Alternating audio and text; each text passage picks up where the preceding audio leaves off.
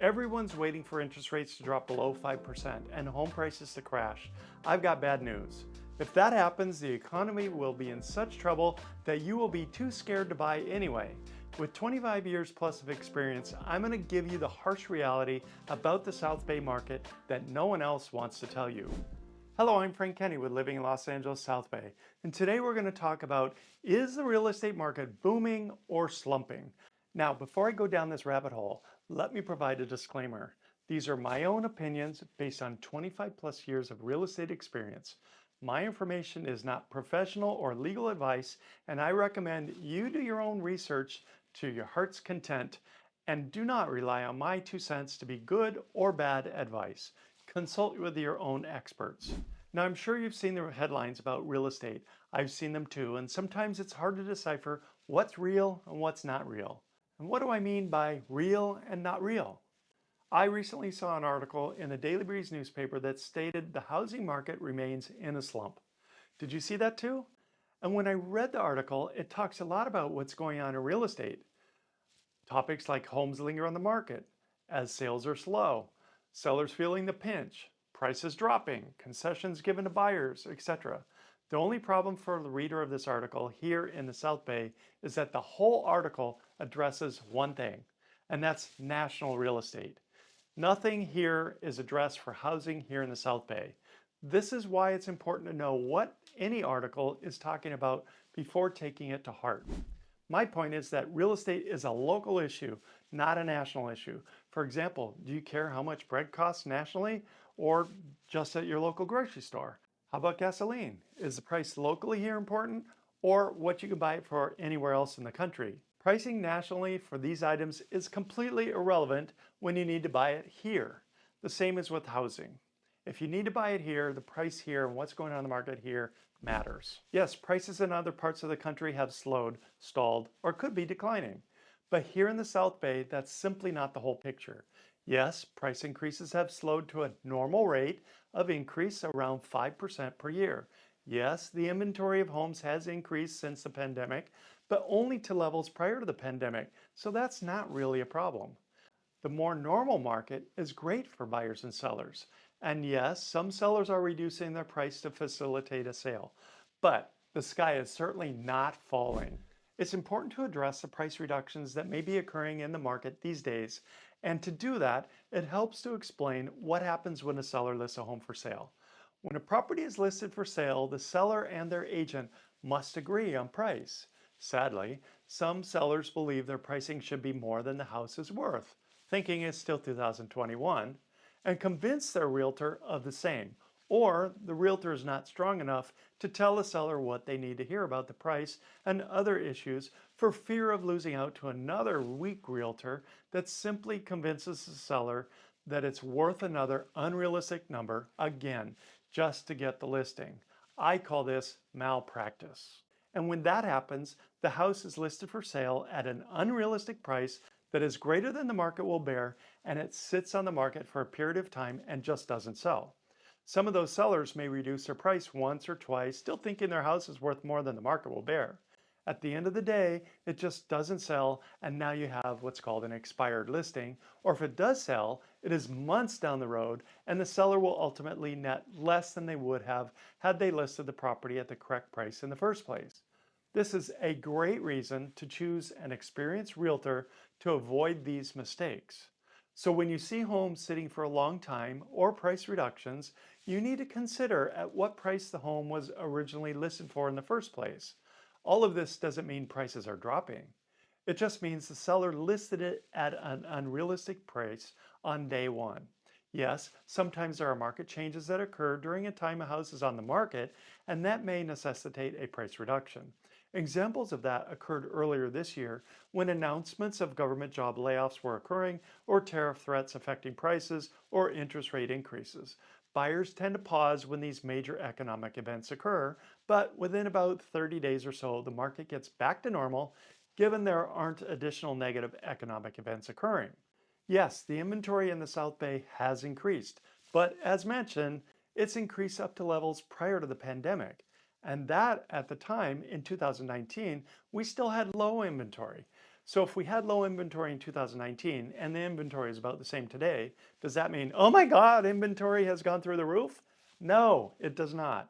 Our inventory levels are just fine here and indicate a normal market. Nothing is concerning about the inventory levels here in the South Bay. Yes, interest rates are much higher than they were in 2019. However, the historical average has been about 6% for the past 75 years at least. They were at 2 or 3% in 2019, and they've been much higher in the past too.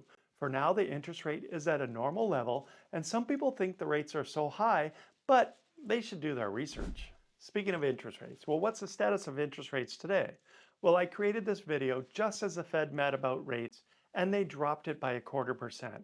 And there is talk of the Fed reducing the rate again later this year by another 1/4%, but don't count on it.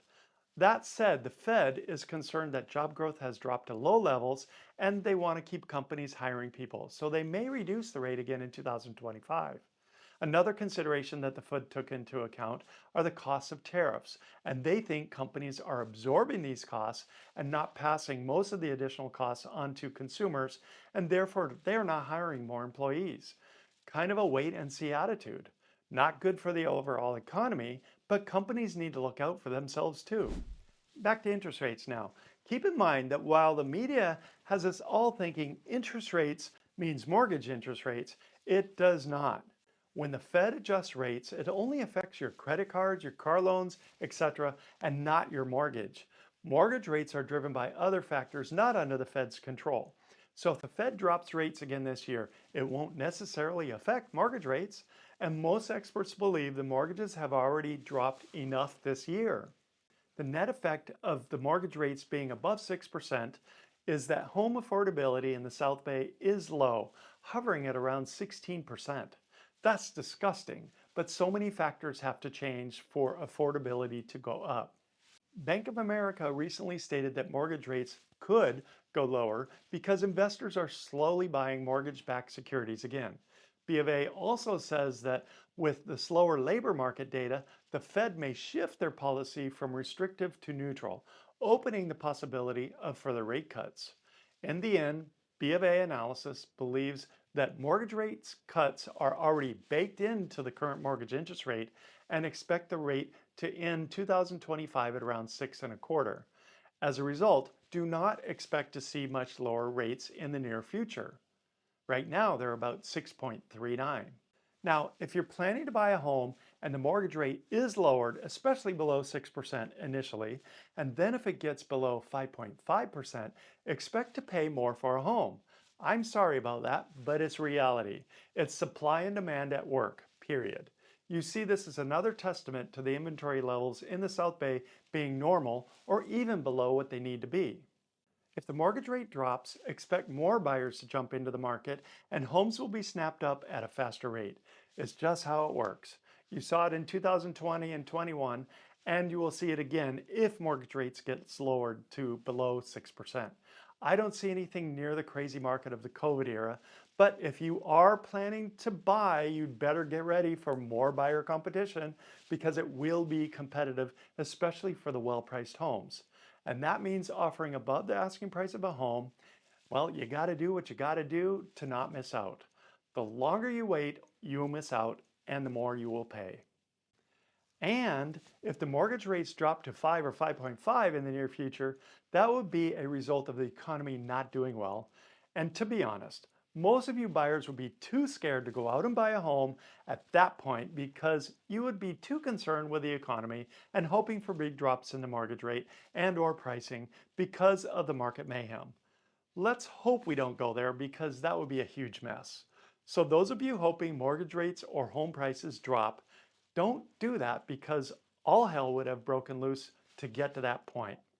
Now, if mortgage rates don't drop and remain at the current levels, I still see the market moving along well and continuing to be a normal market, at least here in the South Bay.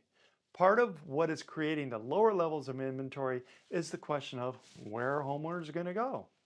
Many would have to move out of state for lower costs or trade to a smaller home here if they move at all. And trading to a smaller home has its costs and its inconveniences too. That's part of the problem. These sellers, many of them seniors, have nowhere to go, and if they don't have a reason to move, then it makes more sense to stay in their current home for the longer term.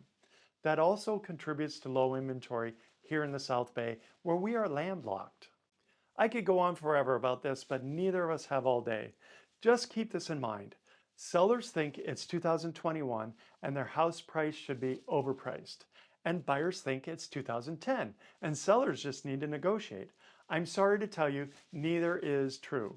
Today's market is today's market and not the markets of 2021 or 2010. So whether buying or selling a home, I advise you to operate in reality.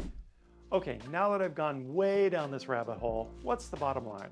Well, number one, focus on the local market, not the national market. That's the true story of what's happening in your real estate neighborhood.